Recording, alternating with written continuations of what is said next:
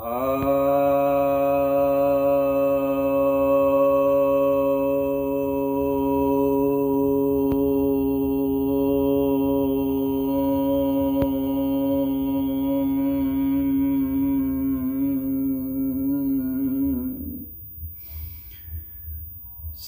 भक्तजनों को सप्रेम नमन। भक्तों, आज आपके समक्ष ब्रह्मसूत्र के प्रथम अध्याय के तृतीय पाद के चतुर्दश सूत्र की व्याख्या करने जा रहा हूं। इसमें कहा जा रहा है दहर उत्तरेभ्यः। यह बादरायण ऋषि का सूत्र है और इसमें कहा जा रहा है दहर उत्तरेभ्यः। दहर का अर्थ होता है सूक्ष्म, हृदय रंध्र या हृदय छोटा, उसको दहर कहते हैं। तो यहाँ पर कहने का मतलब है वह जो सूक्ष्म तत्व है उसके विषय में जो उत्तरेभ्य मतलब बाद में जो कहा गया है, उसके पश्चात जो कहा गया है, उसके कारण भी यहाँ परमात्मा का द्योतक सिद्ध होता है।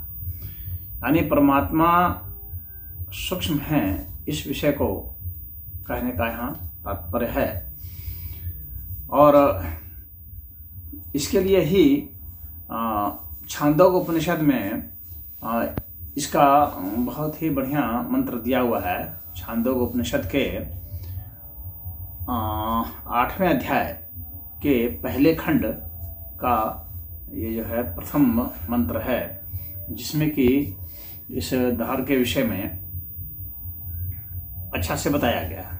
देखिए, इसमें कहा जा रहा है हरि ओम अथ यदस्मिन् ब्रह्मपुरे दहरं पुंडरीकं वेशम दहरो अस्मिन् अन्तराकाशस्तस्मिन् यदयन्तस्तदनावेष्टव्यं तदवाव विजिज्ञासितव्यम् इति। तो ये कह रहे हैं यहाँ पर कि यह जो हम लोग का शरीर है ये ब्रह्मपुर है, यानी यह परमात्मा का पुर है। और पुर है मतलब कि महल है, नगर है। तो यह जो पुर है, जो नगर है परमात्मा का, तो इस नगर के भीतर में भाई किले भी होंगे, महल भी होंगे और उसमें रास्ते भी होंगे, सब कुछ होगा। तो इसके भीतर में क्या है, एक सूक्ष्म कमल के आकार का पुंडरिकम, कमल के आकार का सूक्ष्म एक स्थान, दहर एक स्थान है। और उसमें भी क्या है, एक सूक्ष्म आकाश है और उसके भीतर भी एक वस्तु है। यानी परमात्मा को इंगित करते हुए कहा जा रहा है कि वह एक वस्तु है, उसका अन्वेषण करना चाहिए, उसकी जिज्ञासा करनी चाहिए। यहाँ पर इस तरह से इसको बताया गया। यानी हमारे को शरीर में इंद्रियां हैं, मन है, बुद्धि है, अंतःकरण है, चित्त है। तो ये सब जो हैं, तो ये इन सब के माध्यम से हमें उस सूक्ष्म आकाश का, उस सूक्ष्म आकाश के भीतर में जो वस्तु है उसका अन्वेषण करना चाहिए। अब यहाँ पर एक चीज़ और आप लोगों को समझ लेनी चाहिए कि आधुनिक जो भाषा है या जो विज्ञान जो कहता है, तो उसके अनुसार से क्या कहता है कि यह आकाश का मतलब क्या है कि एक सूक्ष्म ऐसा है जो खाली स्थान है। इस तरह से आज के हिसाब से स्पेस को मतलब खाली स्थान बताया जाता है। लेकिन सनातन धर्म में आकाश को तत्व बताया गया है, मतलब खाली स्थान नहीं बताया गया है। वह बताया गया कि आकाश भी तत्व है और उसके भीतर में कौन सा तत्व है, वो आकाश तत्व किस चीज का है, तो वह जो है प्राण और छंद है। उसमें प्राण और छंद से ही जो है आकाश का निर्माण हुआ है।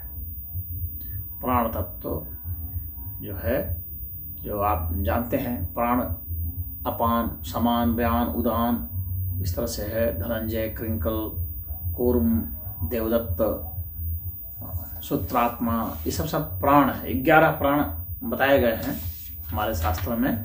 तो वो 11 प्राण जो हैं उसके विषय में चर्चा की गई है। तो वे 11 प्राण जो मिल करके और यह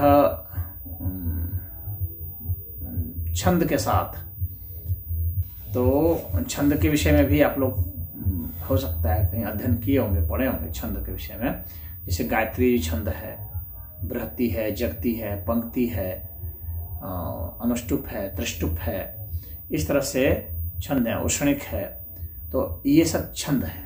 अब इसके भी उपछंद हैं, इनके भी प्रकार हैं उपछंद। उन छंदों में क्या मात्राएं होती है, तो उनके भी प्रकार हैं। जैसे आर्ची है, आर्षी है, देवी है, प्रजापत्या है, याजुसी है, सामनी है, तो ब्राह्मी है। इस तरह से जो है 8 वो हैं। तो ये जो उपछंद हैं, तो अब इनके साथ जो है मिल करके जो सूक्ष्म तत्व का निर्माण होता है, उसी से इस ब्रह्मांड हमारे बने हैं। तो हम लोग के यहाँ का सृष्टि विज्ञान इस तरह से है। तो ये कह रहा है कि वह जो सूक्ष्म आकाश तत्व है, तो उस सूक्ष्म आकाश तत्व के भीतर भी सूक्ष्म कुछ है, और वह क्या है? वह ब्रह्म है। तो यहाँ पर इंगित ब्रह्म को किया गया है, और वह ब्रह्म जो है वह शाश्वत है, वह सनातन तत्व है, और वह अजन्मा तत्व है, वह निराकार तत्व है, और अमृत तत्व है, वह सर्वव्यापी है, और वही सब कुछ है। तो उसी से सब बना है, तो सब कुछ वही है। तो यहाँ पर उत्तरेभ्यः कहने का मतलब यही है। ये आगे जो उसका वर्णन किया गया, यानी इस ब्रह्म परमात्मा के विषय में जो कुछ भी आगे बताया गया है कि वही सब कुछ है, वही अभय है, वही पाप रहित है, शोक शून्य है, सब जो कुछ भी है, जरा मरण से परे है। तो वैसे को जो यहाँ पर इंगित किया गया है, तो वह दहर से इंगित किया गया है। तो इसमें इतना ही। हरि ओम।